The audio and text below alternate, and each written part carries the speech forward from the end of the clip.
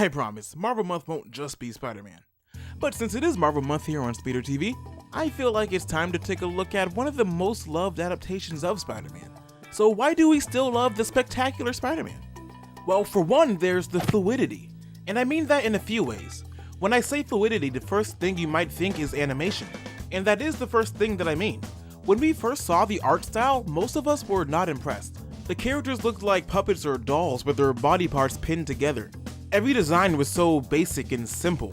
It looked pretty juvenile, but when we saw the show in motion, that simplicity paid off in Fluidity. So you get faster paced action, enjoyably live web swinging, pretty consistent animation, and a better all-around experience so you can really feel what makes each villain so unique, what really separates them in their respective aesthetics and powers. You get all of that from the fluidity in animation, and then all of the characters benefit from the fluidity in storytelling.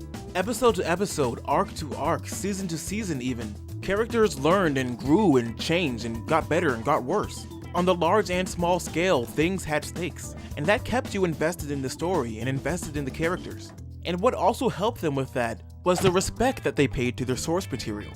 Whether that was all the comics they pulled from or even the Raimi movies, most of the characters felt true to themselves as we knew them. The storylines hit the important plot points for effect, and then they peppered in visual shoutouts to memorable comic panels and movie scenes. The show's respect for what came before it was consistent throughout the 2 seasons, and also even in the changes that it made. The show did make a number of them, and they were by and large remarkably well received. They altered things in a way to keep it refreshing and exciting. The show actually had some fans wondering who the Green Goblin would be.